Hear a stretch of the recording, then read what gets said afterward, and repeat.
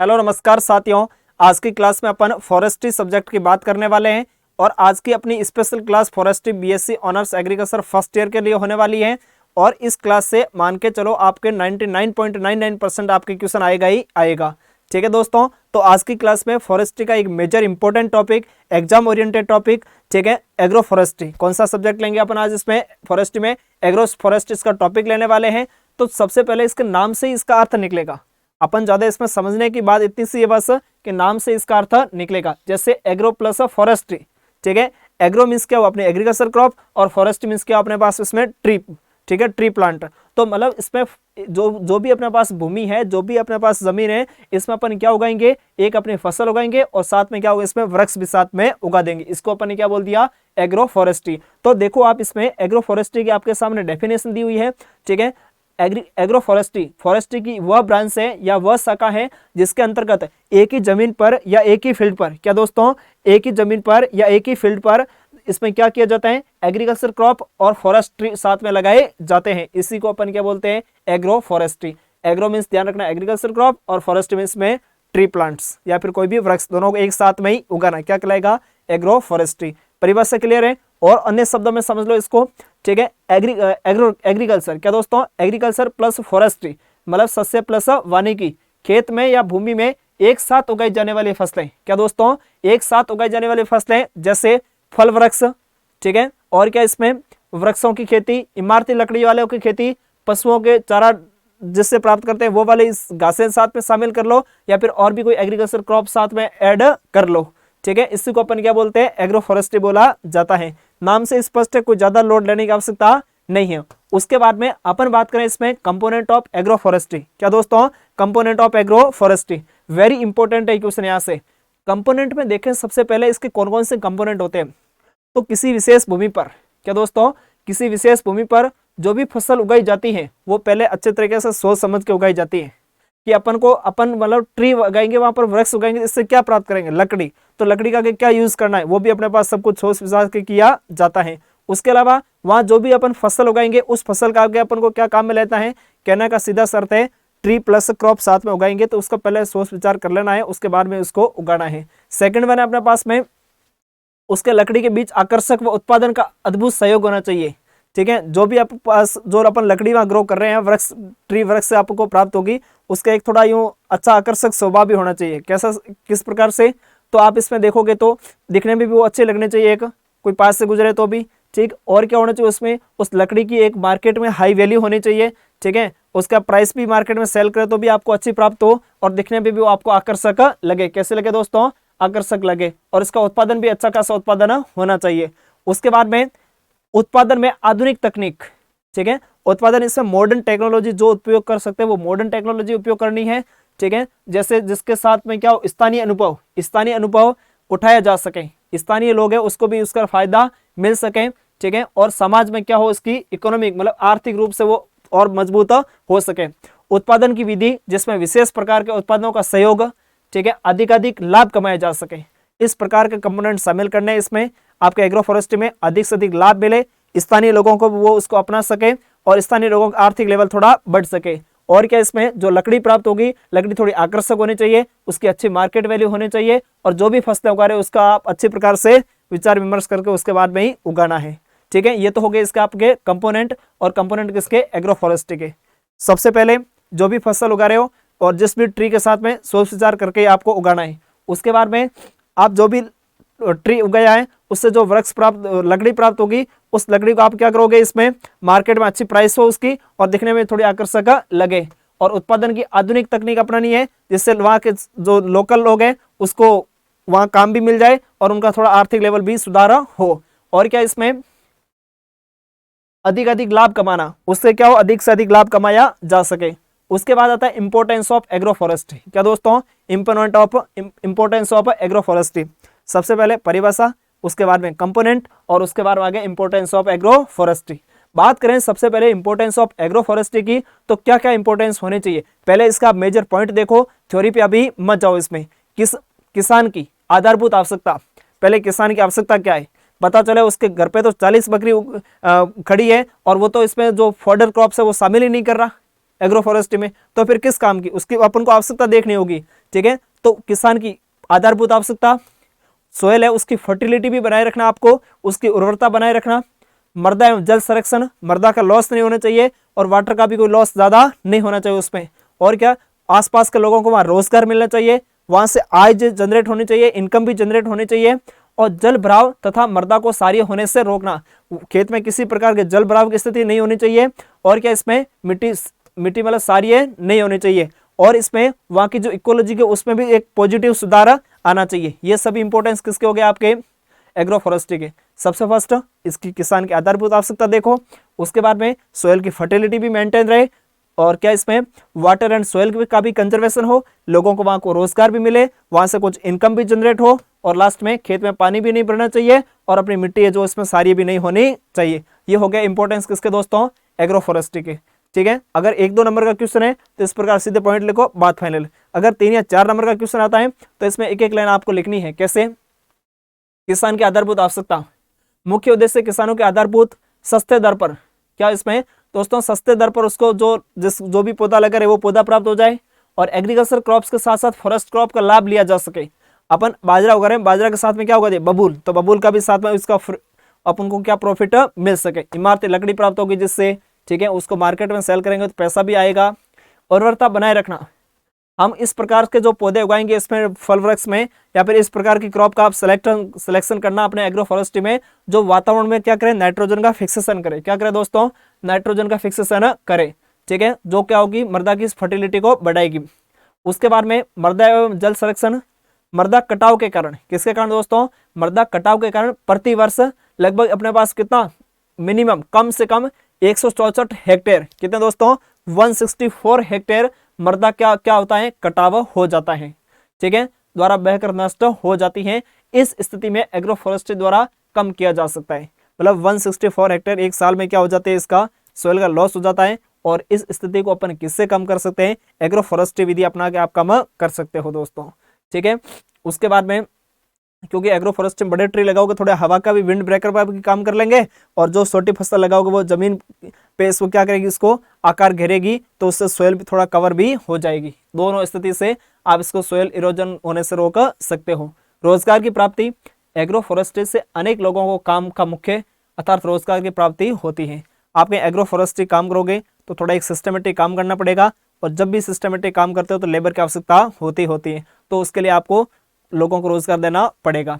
आय की प्राप्ति, agriculture crops plus forest crop, दोनों से आपको आय मिलेगा, सीधी सी बात, आपकी मतलब इसमें इनकम लेवल वो आपका बढ़ेगा, ठीक है। जल भराव स्थिति, तो agro forestry tree deep rooted वाली होनी चाहिए। कैसी होनी चाहिए, डीप रूटेड वाली, जो मृदा में क्या दोस्तों, मृदा में जल भराव को रोकती है, क्योंकि वो नीचे इसमें पानी को ग्रहण करेगी और मृदा में इसमें जल भराव को इसमें स्थिति ऐसे आनी नहीं देगी। और क्या, वहाँ की जो इकोलॉजी है उसमें भी पॉजिटिव सुधार आना चाहिए, मतलब वहाँ ऑक्सीजन की मात्रा बढ़े और CO2 इसमें ज़्यादा इसकी CO2 कंसंट्रेशन नहीं हो। उसके बाद में जो आप एग्रो फॉरेस्ट्री में जो आप ट्री सेलेक्ट कर रहे हो या जो क्रॉप सेलेक्ट कर रहे हो, उसको किस बेसिस पर, क्या उसके लिए क्राइटेरिया है, कैसे उसको आप सिलेक्ट करोगे। तो देखो, सबसे फर्स्ट जिस ट्री का सिलेक्शन एग्रो फॉरेस्ट्री के लिए कर रहे हैं उसकी वाटर रिक्वायरमेंट कम होनी चाहिए। सीधी सी बात है, एग्रो फॉरेस्ट्री में जो भी आप फसल उगा रहे हो या जो भी वृक्ष उगा रहे हो उसकी क्या होनी चाहिए, आपके सामने वाटर रिक्वायरमेंट, मतलब वो पानी कम चाहता हो, कम पानी में भी वो जिंदा रह सके, ऐसे को अपन को सिलेक्ट करना है।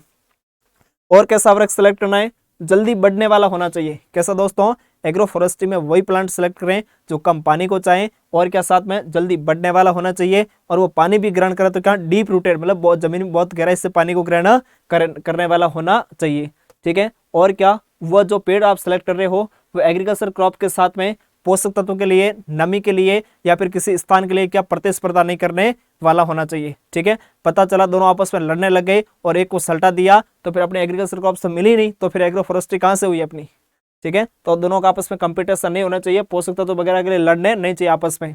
उसके बाद में सोयल फर्टिलिटी को बनाए रखने वाला होना चाहिए, जैसे नाइट्रोजन स्थिरीकरण करने वाली आप क्रॉप लगा दो, ठीक है, जो फर्टिलिटी को मेंटेन रखेगी आपके। तो इस प्रकार की क्रॉप है, इसको एग्रो फॉरेस्ट्री में आपको सेलेक्ट करने चाहिए। और कैसे, न्यूट्रेंट रिसाइकल वाले, जैसे नाइट्रोजन यहाँ से निकला है तो वापस रिसाइकल होकर वापस भी आएगा, कार्बन यहाँ से निकला है तो वापस रिसाइकल होकर वापस में आएगा। नाइट्रोजन का जो रिसाइकलिंग करते हैं ऐसे पौधे आपको लगाने चाहिए। जो भी पेड़ लगा रहे हो वो क्या दोस्तों, जल्दी बढ़ने वाले हो तथा क्या वो आसानी से वहाँ के स्थापित हो जाए, ठीक है, आसानी से वहाँ स्थापित हो जाए और वहाँ का जो जैसा वातावरण है उसको क्या एडॉप्ट कर ले, क्या कर दोस्तों, एडॉप्ट उसको कर ले। ठीक है, हाई पोलार्डिंग, क्या दोस्तों, हाई पोलार्डिंग वाले ट्री सेलेक्ट करें। पोलार्डिंग का अर्थ इतना सा होता है, कोई अपने पास बड़ा सा पेड़ था और इसको अपन ने क्या किया, ऊपर से काट दिया, ऊपर से क्या किया, ऐसे ऐसे काट दिया। ठीक है, तो हाई पोलार्डिंग कैपेसिटी रखने वाला हो और जो भी आप पेड़ उगा रहे हो वो वायुमंडल से क्या करे, नाइट्रोजन स्थिरीकरण करने वाला, ज्यादा से ज्यादा संभावना उसको प्रायोरिटी देनी है आपको। ठीक है, तो ये दोस्तों क्या हो गया अपने पास में criteria of selection of tree in agro forestry, means agro forestry में कौन से ट्री सेलेक्ट करोगे, उसके लिए 2-4 अपने पास बातें थी। वाटर रिक्वायरमेंट कम हो, जल्दी बढ़ने वाला, डीप रूटेड होना चाहिए। ठीक है, और नमी के लिए वगैरह के लिए इसमें कंपटीशन नहीं करें, सॉइल फर्टिलिटी को बनाए रखें और इसमें क्या, इसमें हाई पोलार्डिंग वाला होना चाहिए। उसके बाद में different agro forestry system prevalent in country, अपने इंडिया में या फिर अपने कंट्री में कौन कौन से एग्रो फॉरेस्ट्री सिस्टम अपनाए जा रहे हैं, इसकी अपन बात कर रहे हैं। सबसे पहले आता है एग्री फॉरेस्ट्री सिस्टम। क्या दोस्तों, एग्री फॉरेस्ट्री सिस्टम, सीधी सी बात है, एग्री जहां भी शब्द आए तो आप ध्यान रखना अपनी एग्रीकल्चर क्रॉप्स। ठीक है, जैसे अपने पास मेज है, सोरगम है, परमलेट है, ये क्या हो गई, इसमें क्रॉप्स हो गई। एग्री नाम आते ही, फॉरेस्ट्री नाम आते ही सीधा समझ लेना फॉरेस्ट्री या फिर इसमें सिल्वी, क्या दोस्तों, सिल्वी, फॉरेस्ट्री या फिर सिल्वी शब्द आते हैं, आप समझ लेना कि यहाँ पर किसी फल वृक्ष की बात हो रही है, किसकी दोस्तों, कोई बड़े वृक्ष की, मतलब ट्री की बात हो रही है। सिस्टम मतलब वो एक तरीके का सिस्टम है। तो एग्री फॉरेस्ट्री या फिर एग्री सिल्वी भी बोल सकते हो आप इसको। इसमें यही होता है, एग्रीकल्चर क्रॉप्स के साथ में किसका कल्टीवेशन करते हैं, कोई ट्री का कल्टीवेशन करते हैं, इसको अपन बोलते हैं एग्री फॉरेस्ट्री या फिर इसको बोलेंगे एग्री सिल्वी सिस्टम। ठीक है, उसके बाद में इसमें भी यही दे रखा है, जब एक ही फील्ड या जमीन पर एग्रीकल्चर क्रॉप्स तथा ट्री को, फॉरेस्ट्री को साथ में उगाया जाता है तो इसको एग्री फॉरेस्ट्री सिस्टम कहा जाता है। जैसे इसके एग्जाम्पल दिए इसमें, ट्री के कौन से दिए इसमें, सीसो, सीसो मतलब शीशम, किसकी बात हो रही है, शीशम की। और इधर कौन इसमें, बबूल, और इधर क्रॉप्स कौन से लगा दी, राइस लगा दी, और कौन सी वीट लगा दी, और कौन इसमें मेज लगा, इस क्रॉप्स की बात हो रही है। ये मुख्यतः ऐसा कौन से स्टेट में किया जा रहा या फिर किस में ऐसा लगातार होता जा रहा है, तो महाराष्ट्र में होता जा रहा है, मध्य प्रदेश में, ठीक है, पंजाब में और हरियाणा में मुख्यतः ऐसा होता है। उसके बाद आता है दोस्तों सिल्वी कल्चर। क्या दोस्तों, सिल्वी कल्चर, सिल्वी या फिर फॉरेस्ट्री, मैंने कहा था जहां भी शब्द आए तो आपको क्या समझना है, इसमें सिल्वी या फॉरेस्ट्री जहां भी शब्द आए तो आप समझना वह ट्री की बात हो रही है, फल वृक्ष की बात हो रही है। ठीक है, यहाँ पे जो शब्द आना चाहिए अपने पास में, सिल्वी पाचुरल, क्या दोस्तों, सिल्वी पाचुरल शब्द आना चाहिए। सिल्वी पाचुरल, या थोड़ा सही कर लेना आप, सिल्वी पाचुरल शब्द का सीधा अर्थ है, सिल्वी मीन्स क्या हो गया, वृक्ष हो गया, और पाचर मीन्स या फिर पाचुरल मीन्स क्या हो गया, इसमें फोडर क्रॉप्स। क्या दोस्तों, फोडर क्रॉप्स। तो यहाँ जो अपन ट्री ग्रो करेंगे वो किसके साथ में, घास युक्त या फिर घास वाली फसलें या फिर फोडर क्रॉप्स के साथ में ग्रो किए जाते हैं इसको, तो इसको अपन बोलते हैं सिल्वी पाचर सिस्टम या सिल्वी पाचुरल सिस्टम कहा जाता है। इसमें भी यही दे रखा है, जब एक फील्ड या जमीन पर ट्री तथा फोडर क्रॉप को साथ में उगाया जाता है तो उसको अपन बोलते हैं सिल्वी पाचर सिस्टम कहा जाता है। एग्जाम्पल दिए गए यहाँ पर, फोडर ट्री कौन से, फोडर क्रॉप्स कौन से काम में लोगे आप इसमें, ठीक है, या फिर ट्री कौन से काम में लोगे, सेसबेनिया है, उसके बाद में अकेसिया है, ये आप काम में ले सकते हो, या फिर सेसबेनिया स्पीसीज है, उसके जो फील्ड है उसके फील्ड पर क्या लगा दो, अकेसिया की लगा दो इसके बाउंड्री पर। और कौन से स्टेट में ऐसा अपनाया जाता है, मुख्यतः आसाम में, तमिलनाडु वगैरह अपनाया जा रहा है। उसके बाद में आता है एग्री सिल्वी पाचर। एग्री शब्द जहां भी आते हैं सीधा ध्यान रखना क्या होता है इसमें, क्रॉप। एग्री शब्द आते हैं क्या, इसमें क्रॉप। ठीक है, सिल्वी शब्द आया मतलब इसमें फॉरेस्ट्री की बात हो रही है, किसकी हो रही है, फॉरेस्ट्री की। और पाचर सिस्टम आया या फिर पाचुरल सिस्टम आया, इसके अर्थ अपने पास में क्या हो रहा है यहाँ पे,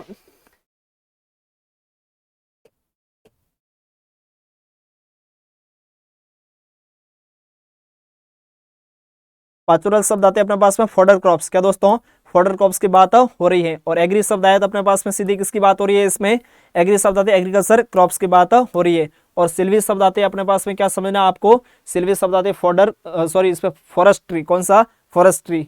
ठीक है, तो यहाँ पर अपन किसको, एक तो अपने एग्रीकल्चर क्रॉप्स को और एक अपने फॉरेस्ट्री को और एक फोडर क्रॉप्स को साथ में उगाएंगे। ठीक है, सीधी बात है, भोजन युक्त फसल, वृक्ष को उगाया और घास को उगाया। जब एक ही जमीन पर या एक ही फील्ड में एग्रीकल्चर क्रॉप्स, फॉरेस्ट्री और फोडर क्रॉप्स को एक साथ उगाया जाता है तो इसको एग्री सिल्वी पाचुरल सिस्टम कहा जाता है। वेरी इंपॉर्टेंट है। ठीक है, फोडर क्रॉप्स कौन से ले लिए इसमें आपने, सेसबेनिया ले ली, बरसिम ले ली। ट्री कौन से ले लिए, तो इसमें अकेसिया ले लिया। ठीक है, हिलिस्टोकिया ले लिया, या फिर फसल कौन सी, चावल और गेहूं ले लिया। ठीक है, मुख्यतः कौन से स्टेट में अपनाई जाती है, एक तो आपके कौन, केरला में, और एक वेस्ट बंगाल में भी अपनाई जाती है। नेक्स्ट आ गया एग्री सिल्वी फिशरीज। एग्री शब्द आते ही आपको ध्यान रखना है इसमें एग्रीकल्चर क्रॉप्स। क्या दोस्तों, एग्रीकल्चर क्रॉप्स। और सिल्वी आते ही आपको क्या ध्यान रखना है, आपके सिल्वी या फॉरेस्ट्री आ सकता है यहाँ पे, इसका सीधा अर्थ अपने पास क्या, ट्री या फल वृक्ष बोल दो। और फिशरीज, फिशरी मतलब फिशरीज मतलब मछली पालन। क्या दोस्तों, मछली पालन। तो या तो एक एग्रीकल्चर क्रॉप्स हो गई, एक अपने पास फॉरेस्ट्री हो गए, और एक अपने पास मछली पालन हो गया। मुख्यतः आपने देखा होगा दक्षिण भारत की तरफ क्या करते हैं, वो क्या उगाते हैं इसमें, चावल। चावल के खेत में पानी भरते हैं, और उसमें पानी भरते हैं तो क्या करते हैं, साथ में उस पानी में मछली को डाल देते हैं, और उधर खाते क्या है, चावल, और साथ में क्या बनाते हैं, फिश कोई बनाया जाता है। ठीक है, तो इसमें अपन देख लिया, एक तो क्रॉप उगाते हैं, एक ट्री, और एक क्या इसमें फिश। फिश मतलब फिशरी, ट्री मतलब सिल्वी, और क्रॉप मीन्स एग्री। ये शब्द रट लो, आपको कोई भी सिस्टम दे दे आप इसको नाम निकाल सकते हो। उसके बाद में मुख्यतः नागालैंड में काम में लेते हैं, ऐसा सिस्टम किया जाता है कि धान के खेत में मछली पालन किया जाता है। ये दोस्तों थी अपने पास में। Next shifting cultivation. क्या दोस्तों, शिफ्टिंग कल्टीवेशन सिस्टम। तो सीधी बात है, इसको अपन बोलते हैं स्लैश एंड बर्निंग। क्या बोलते हैं, स्लैश एंड बर्निंग। BHU 2019 में क्वेश्चन आया था, स्लैश एंड बर्निंग के नाम से भी जाना जाता है शिफ्टिंग कल्टीवेशन। ठीक है, इसको अपन जुमिंग खेती भी बोलते हैं। क्या बोलते हैं दोस्तों, जुमिंग खेती भी बोला जाता है। जब एक स्थान से दूसरे स्थान पर खेती करना, ठीक है, जहां तक सीधी सी बात है, मतलब यहाँ अपन आए, यहाँ अपन खेती करेंगे, यहाँ जितने भी फॉरेस्ट में ट्री थे उन सबको जलाया और राख हुई, और खेत में क्या हो गया, इसमें अपने पास फर्टिलिटी बढ़ गई। और जब तक फर्टिलिटी, जब तक जमीन अपना साथ दे रही है, तब तक वहाँ खेती की, वहाँ की जमीन साथ देना बंद किया, कहीं और चले गए, वहाँ के आसपास के क्षेत्र को जलाया, मतलब पेड़ वृक्षों को, फल वृक्षों को, या फिर जो भी वृक्ष थे वगैरह को, वनस्पति को, और वहाँ खेती स्टार्ट कर दी। तो slash and burning, shifting cultivation. पहले यहाँ थे, यहाँ जमीन फर्टिलिटी गई और आगे कहीं और शिफ्ट हो गए। ये इसमें क्या कह रहा है, एक स्थान से दूसरे स्थान पर खेती करना जब तक वहाँ की फर्टिलिटी खत्म ना हो जाए, इनसे वहां पर की ट्री को काटकर जला दिया जाता है। एक ही बात है दोस्तों। कौन से स्टेट मुख्यतः, नागालैंड है, मेघालय, अरुणाचल प्रदेश में की जाती है। उसके बाद में एपीकल्चर सिस्टम। एपीकल्चर मतलब मधुमक्खी पालन। क्या पालन दोस्तों, मधुमक्खी पालन। तो मधुमक्खी पालन मध्य प्रदेश में किया जाता है, बिहार में किया जाता है। और लास्ट में सेरिकल्चर, तो रेशम कीट का पालन। ठीक है, रेशम कीट, और साथ में क्या दोस्तों, वृक्ष वाले कोई भी ट्री लगा दो साथ में, मध्य प्रदेश, उड़ीसा, बिहार, कहीं भी देख लो आप। तो ये तो हो गया अपने पास में एग्रो फॉरेस्ट्री। क्या हो गई दोस्तों, एग्रो फॉरेस्ट्री। एक अपन 1 सेकंड में इसका रिव्यू कर लेते हैं। एग्रो फॉरेस्ट्री में क्या पढ़ा अपन ने, सबसे पहले इसका जो सिस्टम है ना वो इंपॉर्टेंट है। क्या दोस्तों, इसका सिस्टम है, वहां से मान के चलो 101% क्वेश्चन आएगा ही आएगा। ठीक है, सिस्टम फर्स्ट कौन सा, agri forestry. Agri means agriculture crops, और फॉरेस्ट्री मीन्स ट्री क्रॉप्स को, जो भी फल वृक्ष दोनों को साथ में कल्टीवेट करना। सिल्वी पाचर, सिल्वी कल्चर नहीं है यहाँ पर, सिल्वी पाचुरल या फिर सिल्वी पाचर कर देना आप। सिल्वी मीन्स क्या हुआ इसमें आपके फॉरेस्ट्री, और पाचर मीन्स क्या हुआ इसमें फॉडर क्रॉप्स, दोनों को साथ ग्रो करना। ठीक है, agri silvi pastoral. Agri means agriculture crops, silvi means forestry, और पाचर मीन्स क्या हुआ पास में फॉडर क्रॉप्स। नेक्स्ट है agri silvi fisheries. Agriculture crops, forestry और फिशरीज मीन्स क्या हुआ आपके सामने, मछली पालन। ठीक है, शिफ्टिंग कल्टीवेशन पढ़ लिया अपन ने, स्लैश एंड बर्निंग भी बोलते हैं इसको। ठीक है, और उसके बाद में एपीकल्चर मधुमक्खी पालन, सेरिकल्चर रेशम कीट प्लस ट्री इसमें हो गया। नेक्स्ट आते हैं शिफ्टिंग कल्टीवेशन। शिफ्टिंग कल्टीवेशन एक अलग टॉपिक है, जैसे अपने पास में कौन है, एग्रो फॉरेस्ट्री जैसा। सीधी सी बात है, जब किसी एरिया या फिर जमीन पर या वेजिटेशन को एकदम क्लीन करके वहां पर तब तक खेती की जाती है जब तक कि वहां की फर्टिलिटी नष्ट नहीं हो जाए। उसके बाद वहां से कहाँ दोस्तों, उस जगह से दूसरी जगह खेती करने के लिए चले जाते हैं, जब तक कि वहां की फर्टिलिटी प्राकृतिक रूप से नष्ट नहीं होती या फिर बनी रहती है, तब तक वहां खेती करते हैं। शिफ्टिंग कल्टीवेशन का इंडिया में जुमिंग खेती भी कहते हैं। इसको क्या बोलते हैं अपन, जुमिंग खेती। और मुख्यतः कहाँ अपनाई जाती है, नॉर्थ स्टेट में। कौन से दोस्तों, उत्तर साइड में जो अपने पास राज्य है वहां अपनाई जाती है। ठीक है, इसको नॉर्थ में मुख्यतः क्या कहते हैं, जुमिंग कहते हैं, और वैसे इसको इंडिया में जूम खेती कहते हैं। दोनों एक ही बात है। वैसे स्लैश एंड बर्निंग वाला क्वेश्चन आया हुआ, उसका भी ध्यान रखना आप। मुख्यतः कौन से स्टेट में, आंध्र प्रदेश है, केरल है, मध्य प्रदेश, वहां अपनाई जाती है। ठीक है, मणिपुर में भी अपनाई जाती है। उसके बाद में इफेक्ट ऑफ शिफ्टिंग कल्टीवेशन। क्या दोस्तों, इफेक्ट ऑफ शिफ्टिंग कल्टीवेशन। तो फॉरेस्ट एरिया में बहुत सोइल लॉस होती है। क्या होती है दोस्तों, क्या क्या इसके प्रभाव पड़ेंगे। अब इफेक्ट देखो, क्यों सोइल लॉस हुई, क्योंकि वहां के ट्री हटा दिए तो सोइल वहां की लॉस होगी, सीधी सी बात है। उसके बाद में डिफॉरेस्टेशन हो जाएगा। ठीक है, क्या होगा इसमें, डिफॉरेस्टेशन। उसके बाद में इससे उस एरिया में क्या होगा, सोइल इरोजन बढ़ जाएगा। ठीक है, हो गई बात। उसके बाद में सोइल न्यूट्रिएंट क्या होगा, उसका लॉस होगा, या फिर पानी के साथ में बह जाएंगे। और क्या, घरेलू लकड़ी की नष्ट हो गई क्योंकि उन्होंने जला दी उसको। उसके बाद में इमारती लकड़ियों का बहुत ही नुकसान होता है। लकड़ी जो दरवाजे खिड़की वगैरह बनाते हैं उसको तो पहले ही इन्होंने जला दिया, नुकसान तो होना ही है। और उस एरिया में एग्रीकल्चर क्रॉप उत्पादकता कम होती है, फिर उसकी धीरे धीरे उत्पादकता भी कम हो जाती है, वहाँ के लोकल फार्मर है उसको ज़्यादा कुछ मिलता नहीं है। अपन ने आज इस क्लास में 2 टॉपिक बात कर ली, एक तो एग्रो फॉरेस्ट्री और एक क्या अपने पास में शिफ्टिंग कल्टीवेशन। नेक्स्ट टॉपिक अपने पास टोंगिया कल्टीवेशन। क्या दोस्तों, टोंगिया। वैसे तो देखा तो शिफ्टिंग जैसा जैसा टोंगिया है पढ़ेंगे अपन नेक्स्ट क्लास में। तब तक के लिए धन्यवाद। और दोस्तों ज़्यादा से ज़्यादा अपने मित्रों को ये क्लास आप शेयर करिएगा। धन्यवाद।